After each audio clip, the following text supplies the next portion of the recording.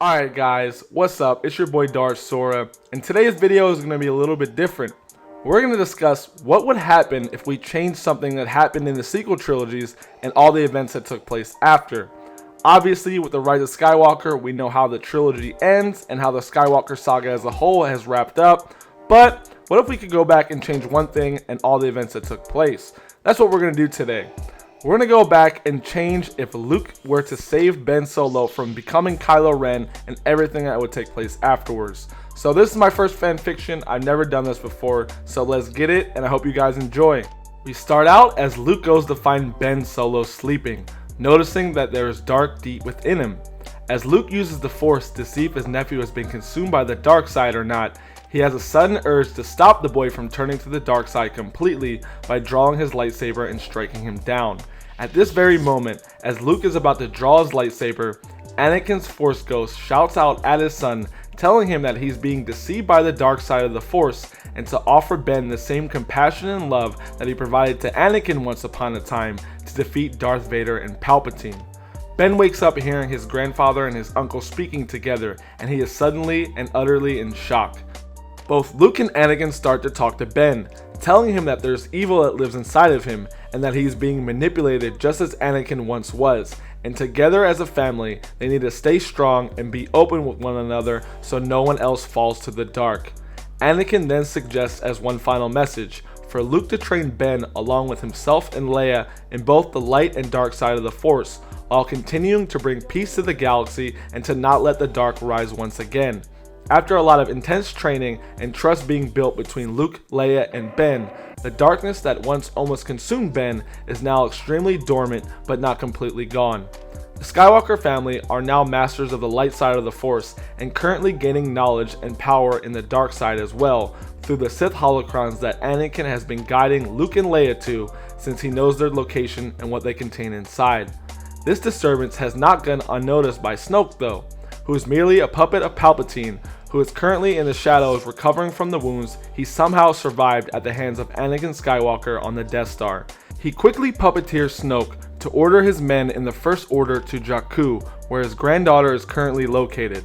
Her name is Rey, and she has no clue about the powers that live inside of her, and after the Skywalkers have unified and come together to stop his plans to create Kylo Ren, he too will unify his family together to stop the Skywalkers and to bring back the Empire to rule the galaxy once again. Rey is located on Jakku and puts up quite the fight against the First Order troops, but is finally abducted and brought back to their base to be manipulated and to be told the truth of her parents and lineage and how she is powerful beyond her own imagination. Rey will not give in at first, but when Palpatine plants a twisted and skewed vision into her head of what happened to her parents and how he tried to save her, but was unsuccessful due to Luke killing both him and her parents, Rey begins to give in to the dark. She is full of hatred and wants revenge for what happened to her parents, and for her having to live the life of a scavenger due to Luke Skywalker.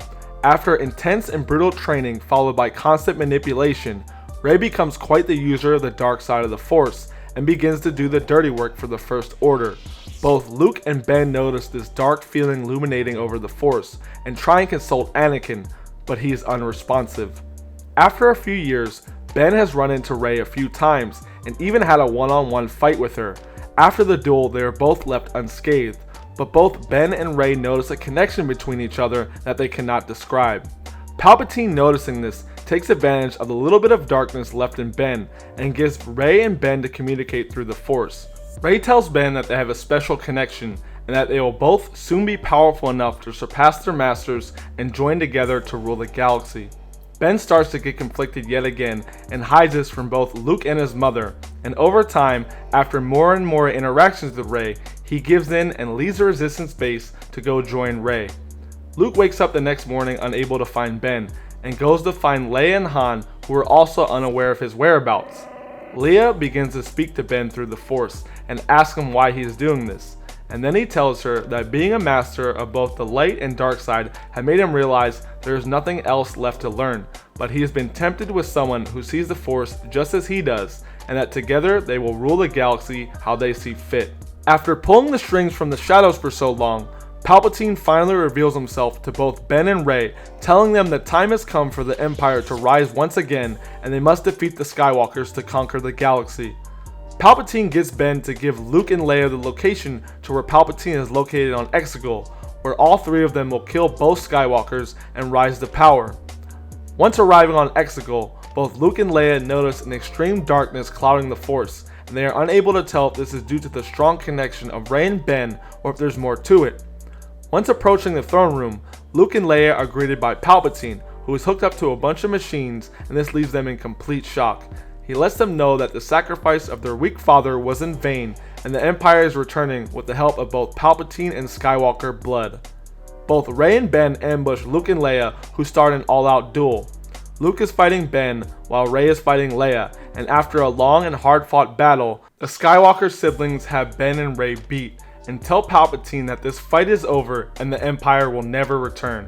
Palpatine then sucks the Force energy from both Ben and Rey and revives himself, and he is no longer forced to be hooked up to machines and now stronger than he once ever was. Palpatine throws both Ben and Rey towards a pit in the center of the throne room, only to have Anakin's Force Ghost prevent them from falling into the hole. Palpatine is shown to be too strong for the Skywalker siblings. Leia is already knocked out and has taken a lot of damage, and Luke is barely holding on, keeping his own against Palpatine. Anakin then wakes Ben up, telling him that he needs to save his mother and uncle. Ben, who still has a lot of conviction in him, is hesitant, but Anakin transfers his power through his Force Ghost to Ben, who rises up and force pulls Luke's lightsaber from the ground and charges at Palpatine. Anakin, speaking through Ben, says, "This time, you're gonna die fighting me." Ben springs up into the air, reflecting the lightning attacks coming from Palpatine, and charges through them to strike him down, cutting him directly in half. Luke and Leia, who are both hanging on by a thread, see what has become of Ben, and while smiling, disappear into Force Ghosts, leaving only their clothes and lightsabers behind.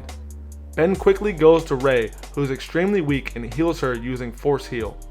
When she is revived, Ben tells her that Palpatine simply used them as pawns to regain his strength and that they were fooled. They hug each other and kiss, swearing to be masters of both light and dark side of the Force to protect the galaxy from anyone who is evil of heart and to never let the Empire rise again. Alright guys, I know the ending was kind of rushed, but that's my fan fiction of pretty much the whole sequel trilogy. I know there could be a lot more detail, and if I could animate, I would love to animate this like whole story. It would be so amazing and it'd be extremely fun, but obviously I don't have that, so we're gonna have to use my voice. I'm gonna have to write, and I'm gonna have to let you guys know just like I did. Now, this is something that's always been interesting to me, just being able to change one event and see what happens from that whole chain reaction. And this is what I did for Star Wars being my favorite series. I thought it was really easy to do, and me being a fan of the sequel trilogy and having some gripes with it and things I would change, I just applied that and this was the result. So tell me what you guys think about this in the comments below, and if you would like to see any more fan fictions from me, and as always, may the Force be with you.